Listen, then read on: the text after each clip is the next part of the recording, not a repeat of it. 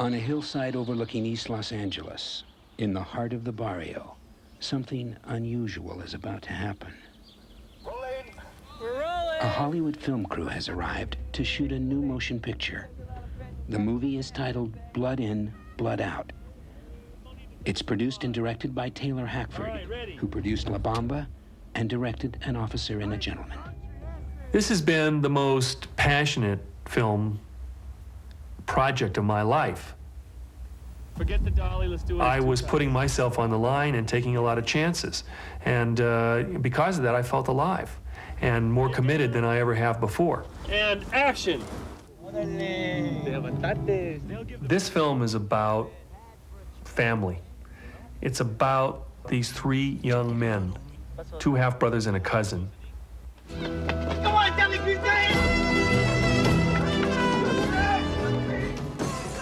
This film explores the pain and the intensity of the Latino life in East Los Angeles. Working class people who are struggling to assimilate into America. It's about young men having a dream. Every film that I make, I try to make something that strikes me to the core. And in this film, I had a huge responsibility. I'm an Anglo making a film about a Latino culture.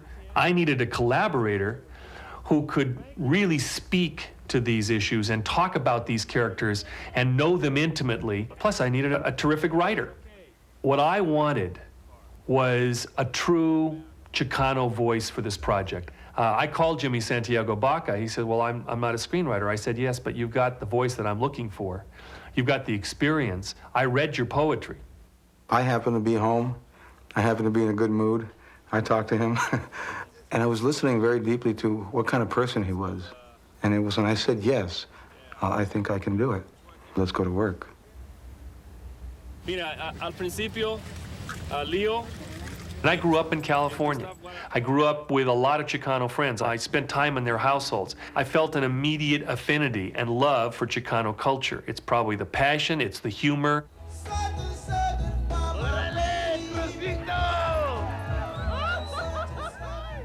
East Los Angeles is the biggest barrio in the United States.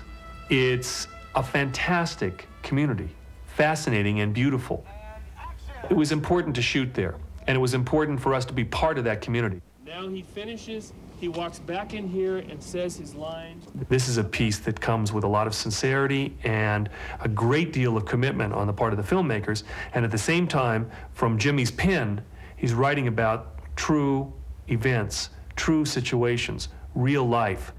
Jimmy Baca lived all the experiences in this film. I'm all three of these characters. Hey, life's a risk, carnal.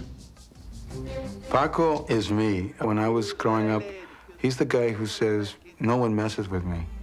He's the power broker. He changes because he realizes that whatever it is that he's doing, if it begins to kill the children, it's got to stop. Cruz is the painter. He interprets the mythology of the barrio through his murals and his painting.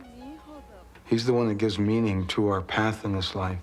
He's the interpreter of dreams. Miklo is the person who always wants to be accepted, who wants to be in. He has a white father and a Mexican mother. Since he's been ostracized, he creates his own family, and he finds that he's got to create that family in the worst of places, in prison. What Jimmy Baca embodied in this script are characters that we can get to know, we can understand their motivations and their pain and their frustrations, and at the same time, their passions. Patos locos forever. Forever. These three kids' lives, when they wake up in the morning, anything could happen and death is around every corner. You see, existence in their life is not broad. It doesn't take on tomorrow. Only thing that counts is today. Who are you fighting? Just fighting yourself! What are you doing? Those are my carnales. They're my family. I'm your family! The violence comes out, but these are children doing it. You gotta understand these are kids. They don't know what the consequences are. They don't know that the boundaries are gonna burst. It's an eye for an eye, biblical avenging. The three brothers in this film go through drastic changes in their lives.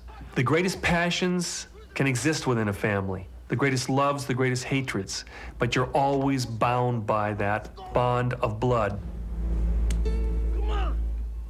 Over the course of time, they move in different directions, and you see brother coming up against brother.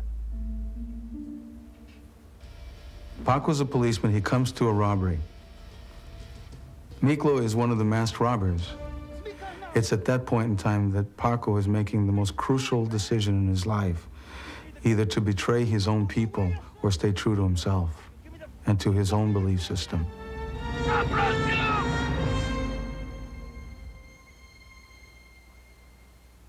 I was one of those kids. That's what's so painful. I was the kid on the corner. I'm the guy in prison who went through the gangs. I'm the guy who witnessed the injustices. I was the guy who raged and hated. I was so horrified by what was going on that I repeated over and over and over again that I will tell the world what's happening in here. I will say it in my writing and my poetry. I will tell somebody. Someone's got to know about it. That's why your parole is so important. You've got to prove there's another way.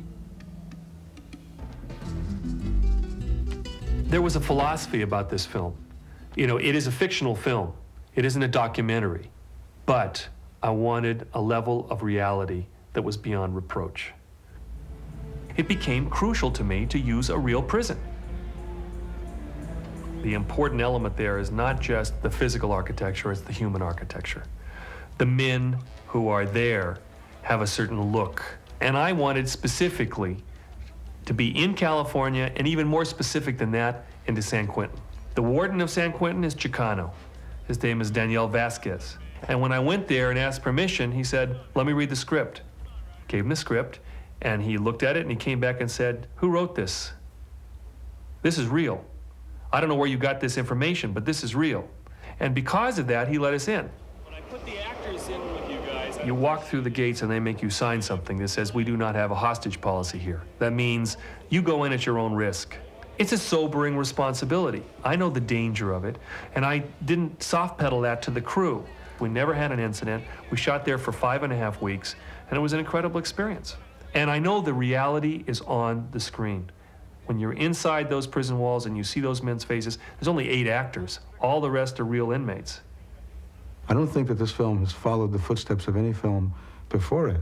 I don't think it has predecessors. I think that what Taylor Hackford did as a director was leap into this arena of fire. It could have been easy to follow some sort of recipe, but we didn't. We were truly following the heartbeat of East LA. Because we're from East Los, ese. The film is about revelation and forgiveness. It's someone forgiving another person for hurting them, and it's someone else revealing to that person their weakness. At the very end, we're looking at a man weeping who hasn't wept. We're looking at a man talking who hasn't talked. We're looking at 2 brothers embracing who haven't embraced. What's important at the end of this film is that you see characters that have gone through and survived. They've come out on the other end, and the healing can begin.